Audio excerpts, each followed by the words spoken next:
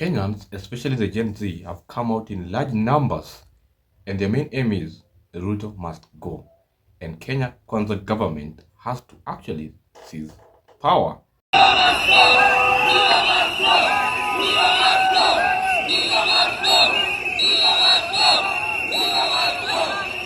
I mean, let's get even started. Where did the rain start beating Kenya Kwanza government and President Ruto?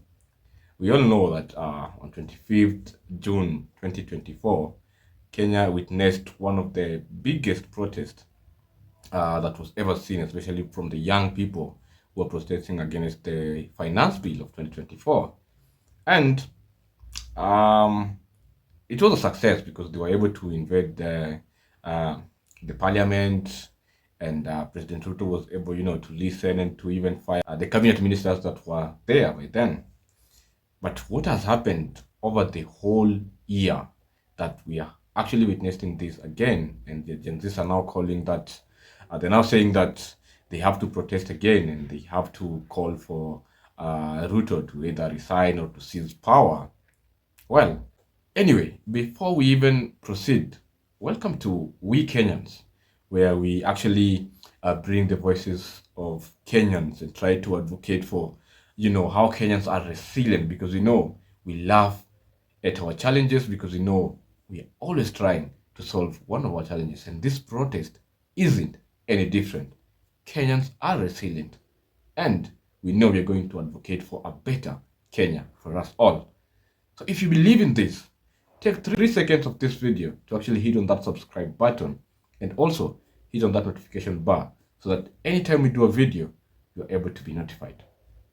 So Ruto made kind of some form of promises, and he said that he was listening to Gen Zs because some of the reasons why they were protesting was, the corruption and the structures and the systems weren't actually working. And of all the things, the finance bill, because they felt like all these things are not working, but yet Ruto is still overtaxing us and he's still introducing new taxes. Yeah, of course, he listened and he was able to drop the finance bill. But then, after a whole year, the ministers or the cabinet secretaries that people were protesting about are still the cabinet secretary. And what Ruto has been doing has just been, reshuffling them into different ministries. And this hasn't been happy with Gen Zs or even any other Kenyans. And they have felt that he has done so much to protect the people that Kenyans were actually against.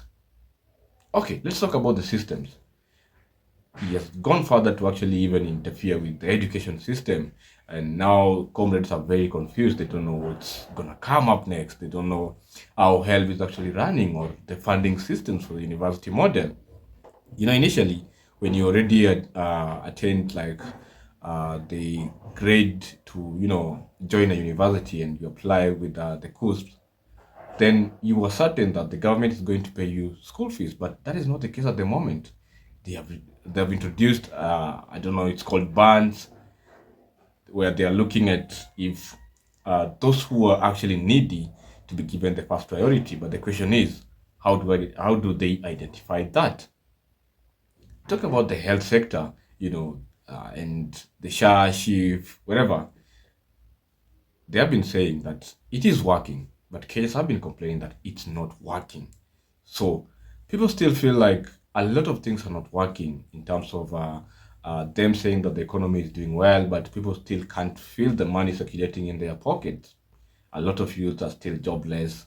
A lot of youths still don't have a mean of how they can survive or they can actually get something for them. And for the youths and their parents having spent so much time to educate them, and then you come out here expecting that you're gonna get a job, and then you land to unemployed number of people actually, and the pressure is still there with the parents or those who sponsored your education, your community. So people are feeling pressured, and the pressure is too high, and that is why the young people can't hold it any further. Okay, for me, I feel like Ruto wasted a very big opportunity, because when Kenyans actually demonstrated last year, it was an eye-opener that it is actually time for him to start doing things differently. But that hasn't been the case, and that is why we're still seeing people calling for demonstration and for Ruto must go. I mean, why are we still even talking about this? Why isn't the government listening?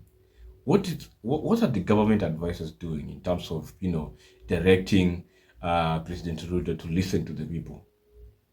Okay, let's forget about that.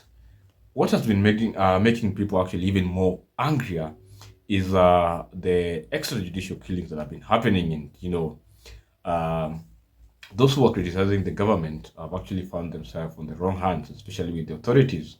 The recent case we know of Albert Ojwang, just a teacher who was enjoying making tweets and actually advocating for better governance. And then what happened? The police went up to Homa Bay, more than 400 kilometers away, to just do the arrest, and then he dies under the police cells. And then the police tried to cover up. So these are the things that are making Kenyans to be very angry, because you remember when Ruto was doing his campaigns and they were very vocal against extrajudicial killings, and one of their manifesto was that there was never going to happen, and we were never going to get River Yala cases. Avoidance of doubt. There will be no extrajudicial killings in the government of Kenya under my administration. Yeah, that is a chapter we must close and weld and bolt and put it behind us. The police, I have sat down with the command of the police from the IG downwards, and we have agreed that they will operate within the law. It has been very different, and we know from the last year's protest, the comrades that we lost, and even up to now, we still experience police brutality and people going missing and their bodies actually being retrieved, or when they're found, they're being tortured or silenced. And we've been having so many cases of this. It means that the government has decided to take a direction of not listening, but silencing Kenyans.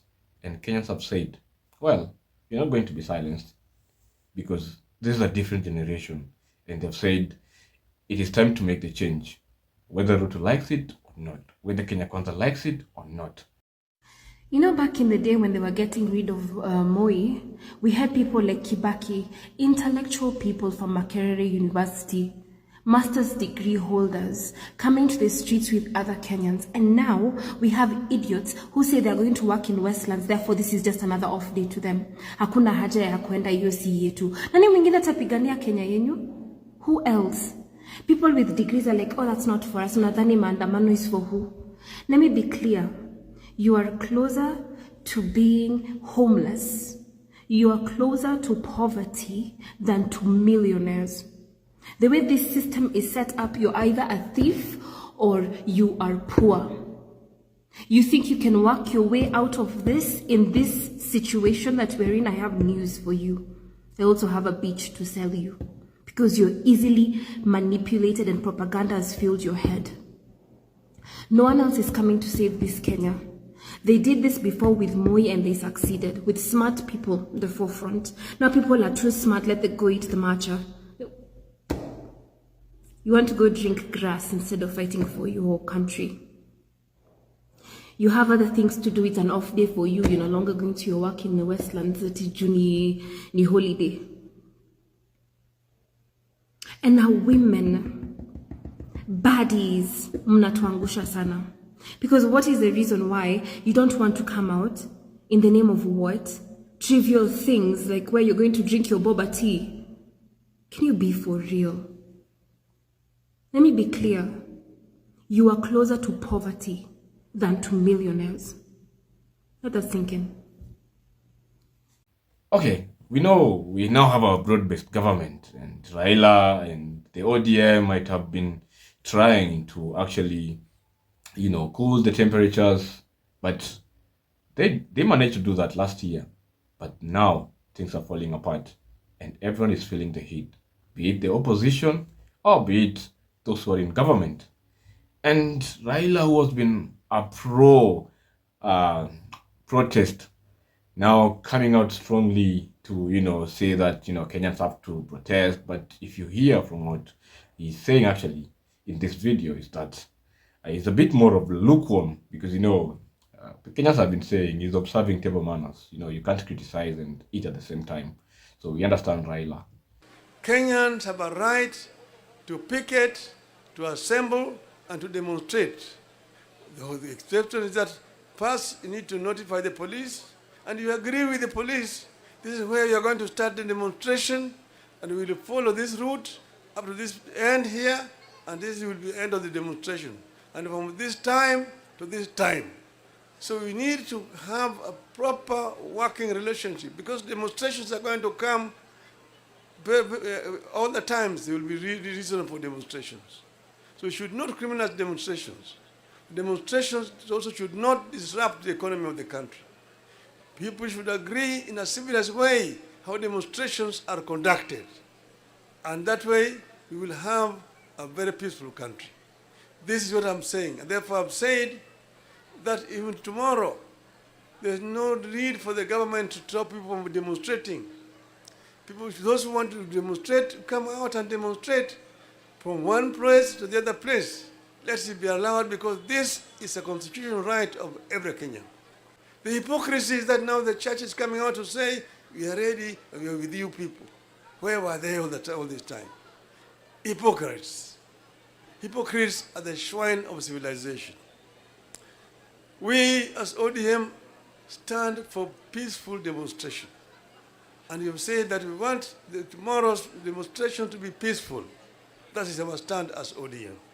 But the Kenya Kwanza leaders have been very arrogant, especially on how they address Kenyans. We know of the plans that they've been having with the goons.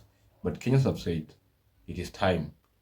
And none in numbers does not decide. So whether they bring the goons, whether they talk negatively or try to bring more distractions, Kenyans have said the time is now. We are going to make a change. And the Gen Zs, funny enough, some of them have even started writing eulogy. Who even does that?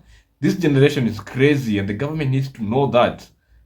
They're very ready to make sure that this government seizes power. This is the last thing I want to say before I die tomorrow. They told us, go to school. Education is the key, they said. We sat in classes with no windows. We studied in torn uniform on empty stomachs. We believed them. Our parents believed them too. They gave everything. Sold cows, missed meals, broke their back just to see us wear that gown.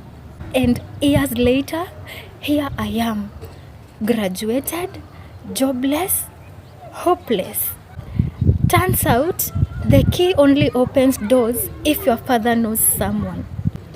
If your uncle is a big man, if your name already matters. And those of us without names, we stay outside, knocking, forgotten. Then they say, start a business. But even small dreams are not safe here. Kanjos will come, or even the goons they send. They won't just destroy your stall. They will scatter your future like trash. So, if I die tomorrow, maybe my parents will be given 2 million. Maybe that is more than I could ever give them alive. So, shoot me close range. Don't leave me like others, breathing but broken. Because in this country, we were told to dream, but never warned this would kill us. This country is not safe. Not for people like us. But anyway, does Ruto listen? We don't know.